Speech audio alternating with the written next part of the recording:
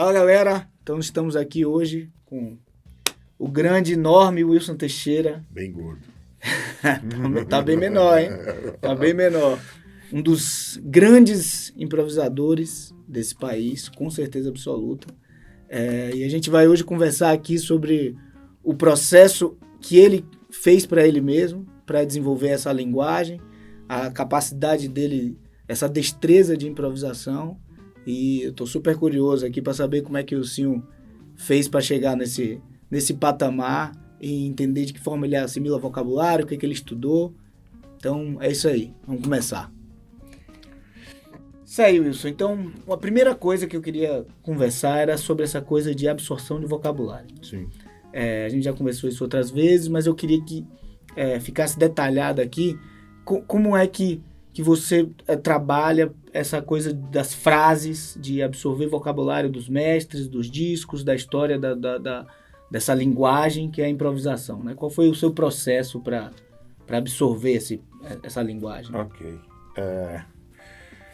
Eu já te falei uma vez, eu vou falar de novo que é legal, isso é uma coisa importante que eu acho.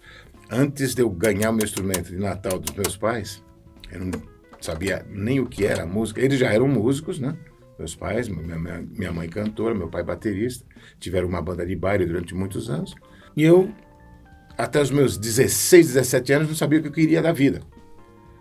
Foi a partir dos meus 17 anos que eu falei, queria tocar saxofone.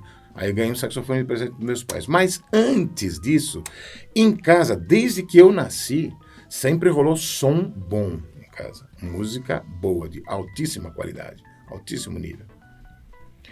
E a gente vem ouvindo aquilo dos 0 anos até os 16, 17 anos.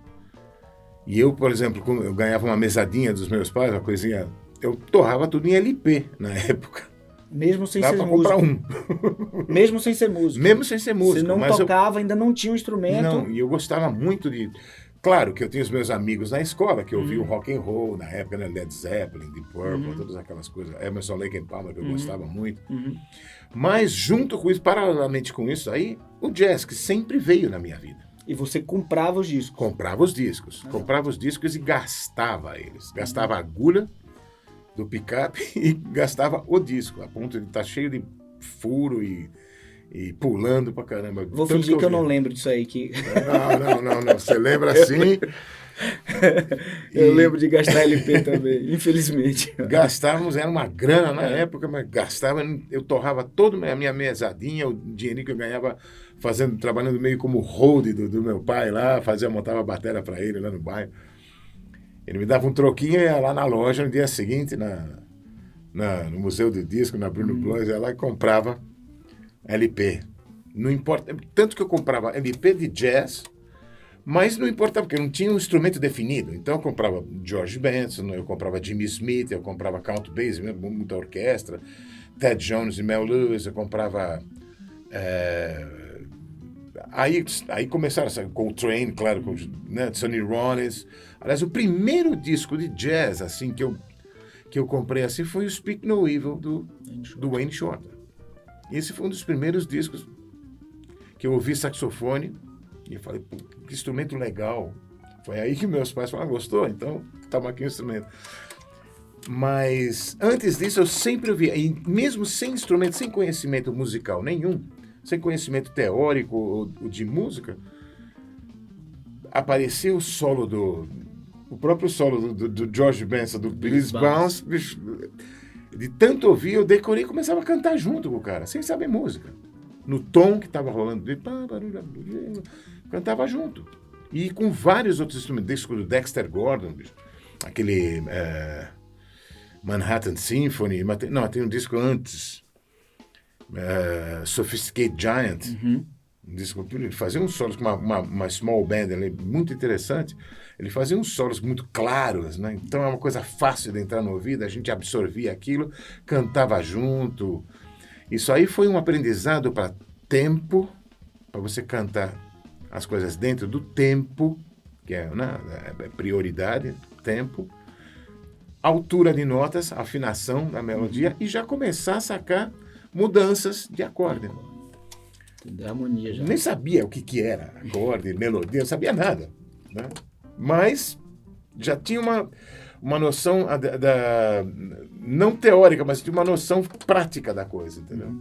Pô, canta aquele solo do Benny Goodman com o Lionel Hampton, que você fala... já saía. Antes de pegar o Antes instrumento. de pegar o instrumento. Aí quando pegou o instrumento, aí eu vi que o buraco era bem mais embaixo. Eu falei, opa, então não é assim tão fácil, né? Chegar e sair cantando. Não é fácil. E aí, qual você foi o tem que processo? Pronto, aí você pegou o instrumento. Exatamente. Qual foi o seu processo? O mesmo. Aí os discos iam gastando mais rápido. Eu ouvia muito mais. Entendeu? A ponto, aí começava a ouvir frase por frase. Opa, deixa eu tirar isso aqui. Mas não tirava um solo inteiro, não. Tirava o solo inteiro. Tirava a frase. Tirava a frase, pedaços que eu gosto. Tocava junto com a frase? Tocava junto. Tocava até ficar igual, até soar uníssono. Isso. Esse era o processo. Essa era a ideia da coisa. Então eu via aquela frasezinha, muita fita cassete, né? Aí voltava, e de novo, que era mais fácil que disco, e o disco era caro. Então geralmente eu passava o disco por uma fita cassete e ficava tirando na fita cassete. Claro. A cala nos dedos, assim, né? Stop, rewind, stop, rewind, stop, rewind. Lembro bem disso aí. Então, acho que o processo foi esse, de absorção de aí vocabulário. você absorvia o vocabulário. Exatamente. Absorvia aquela frase. Exatamente. Então tá. E aí aquela frase estava em determinado tom. Sim. Você transpunha ela para outros tons? Não. Aquela frase funcionava para você? Automaticamente, como nessa época eu já estava estudando com métodos, claro, vou citar um exemplo, o método Closet, que era muito tradicional, até hoje é usado. Então, no método Closet você já tem o estudo das escalas, né? Todas as maiores, aí todas as menores harmônicas, menores melódicas, menores naturais. Você todos tem os tons. Todos os tons. Então, isso era uma coisa que eu já estava... Isso aí me ajudou muito. Para você pegar, por exemplo... você dá um outro exemplo também. Eu trabalhava na noite. Logo no começo, eu trabalhei muito na noite, acompanhando cantores e cantoras em boteco à noite e tal, e essas coisas. E, às vezes, chegava no mesmo boteco, 3, 4 vezes por noite, 3 cantores, 2 cantoras, 2 cantores, e todos eles queriam cantar Wave, vamos supor, por exemplo. Só que a menina cantava em Lá bemol, o outro cantava em Ré, o outro cantava em Sol, o outro cantava em Si. Tem que saber a música, né? Ou fazer um solo no tom que tá rolando. Então não tem essa de a música em tal tom e acabou. Não, você pode tocar qualquer música em todos os tons. Então fazer uma frase que você tirou em todos os tons, como estudo é válido, mas não é uma coisa necessária. Porque aí você se obriga também a pegar outras frases, que também é um negócio mais confortável, que eu vou te falar. É mais fácil, por exemplo, você pega uma música num outro tom, uma outra música, que é em outro tom, por exemplo, um blues em Fá, o Blues Bounce, tal, você tirou o solo do George Benson, então não sei o quê. Agora é um blues em Si bemol. Vai transportar o mesmo solo do George Benson para Si bemol. Aí faz outro. Você já está acrescentando, vai ficar mais rico o teu vocabulário. Aí você já tem 2 solos, aí começa a misturar. Né? Aí, se possível, já um terceiro solo, um quarto solo, um quinto solo. Solo inteiro que eu não falo. Quando eu falo solo, são fragmentos. Fragmentos, que você exatamente. mais gosta, né? Exatamente, porque não adianta também, isso é um outro detalhe também que eu acho importante. Não adianta você se forçar a tirar um negócio que você acha, não tá legal, eu não estou gostando. Então não tira. Tira o que você gosta. Você vai ganhar muito mais com isso.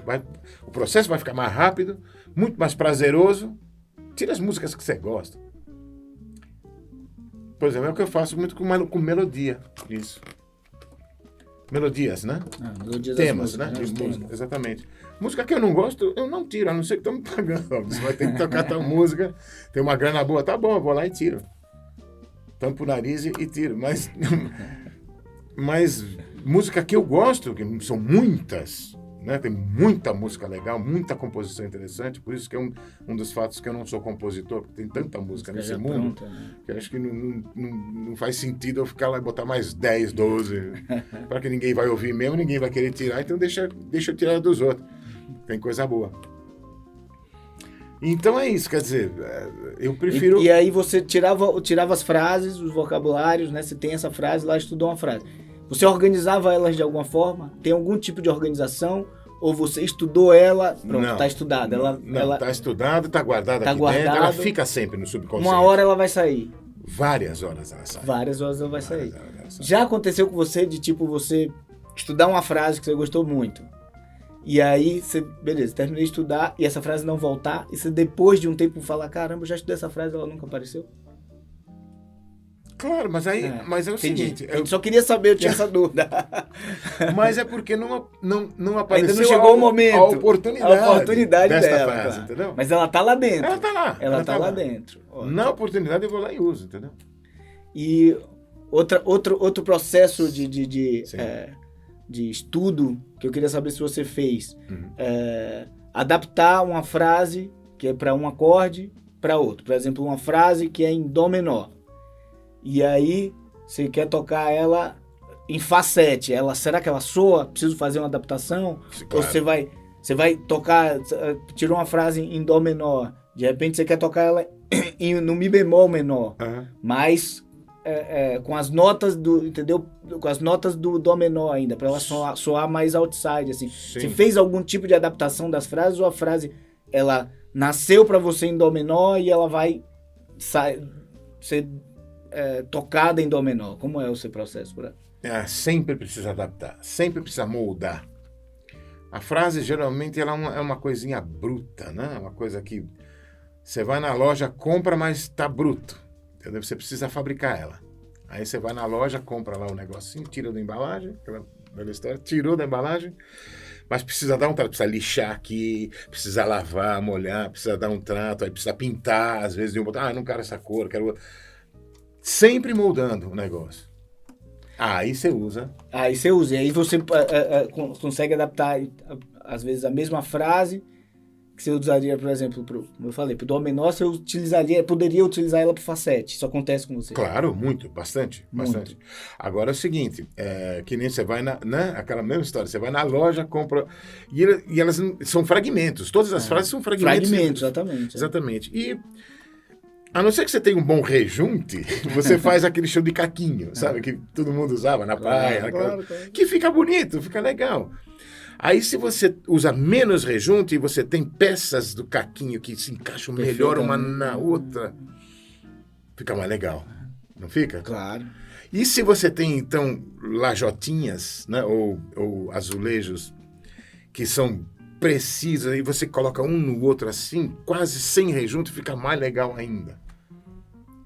Então, se você puder trabalhar esses caquinhos até o ponto de deixar um azulejinho bonitinho, que um encaixa no outro, fica legal. Ou seja, então você termina uma frase interessante, vai emendar em outra, geralmente um arremate legal. Isso é um processo de estudo que você faz? Esse é um processo de estudo que eu faço. Tipo, parar numa determinada tonalidade, parar num Fá 7 e ficar juntando suas frases dessa forma? Exatamente, até lapidando, até ter um encaixe bonitinho de uma para outra. Isso é bacana, entendeu? Agora, eu não fico em casa perdendo tempo com isso. Isso eu aplico na hora. O nosso rejunte, desculpa, falando aqui dos instrumentos de sopro, o nosso rejunte são notas longas, notas comuns, então, ou seja, vamos mudando o acorde e tem uma nota comum entre todos eles. Você permanece, que é um recurso, dá tempo de você pensar numa outra coisa mecânica no instrumento.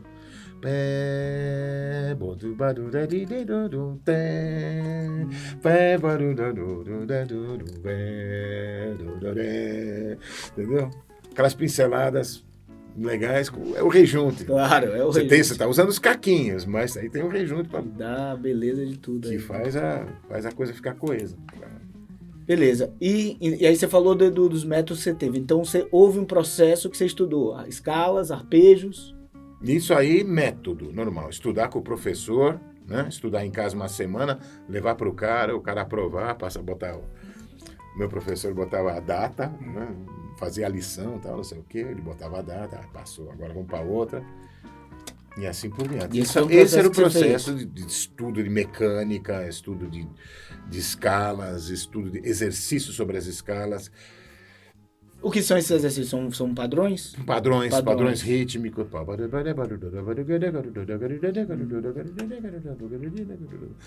Até subir, até vai. O instrumento já não, o saxofone já não é um instrumento de uma extensão muito grande, então você tem que usar de recursos para limpar de cabo a rabo, entendeu? Desde a última notinha aqui até o gravão aqui embaixo, tem que deixar tudo limpinho, tudo bonitinho, para poder usar. Então, essa aí é um processo... Essa parte mecânica, exatamente. Claro, mecânica das ferramentas, né? Exatamente. O que a gente estava falando das Deixar ferramentas. prontas as ferramentas. Deixar suas ferramentas prontas.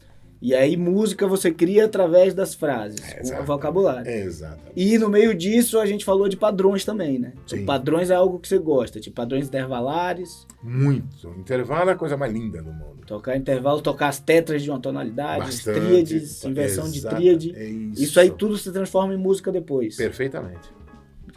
Exatamente. Legal. Pode se transformar em música e pode se transformar em coisa não legal. Depende do cidadão. Como né? Porque se o cara não ficar... pode soar exercício. Né? Exatamente. Outra coisa também,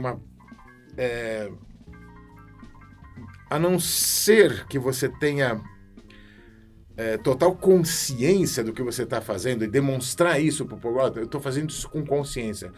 Procurar quanto menos você repetir frases de repetição. Tipo, fica um negócio meio chato, e para uma pessoa musical aquilo não desce muito, não é? Então fica meio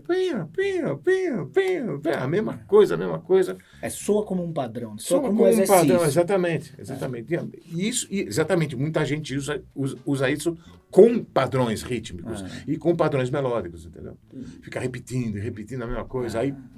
Mas eu vou mudar de tom isso aí. Agora eu vou fazer diferente, agora eu vou fazer com outra intenção. Mas fica...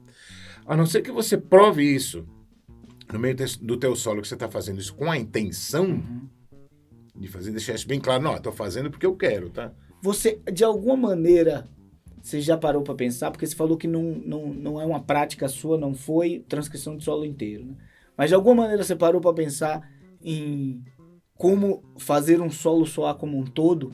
Tipo, ele ter começo, meio e fim. A tal da história, exatamente. História porque existem várias coisas assim que a gente usa do vocabulário comum e adapta a música, tipo assunto, vocabulário, linguagem. Isso são tudo coisa que as pessoas têm outro tipo de relação com essas palavras. Pra gente é uma coisa bem específica, né? Sim. Né? Pra gente, então, assunto. Pô, o Wilson tem assunto pra cacete. De onde vem esse assunto? É isso que a gente tá investigando aqui, né?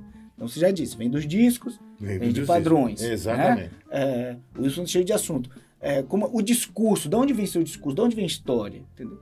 É algo que você... porque de ouvir os discos, de ver como se constrói a história dentro de um solo. Sim, exatamente. É isso mesmo. Vem dos discos, vem de ouvir como os caras constroem essa história.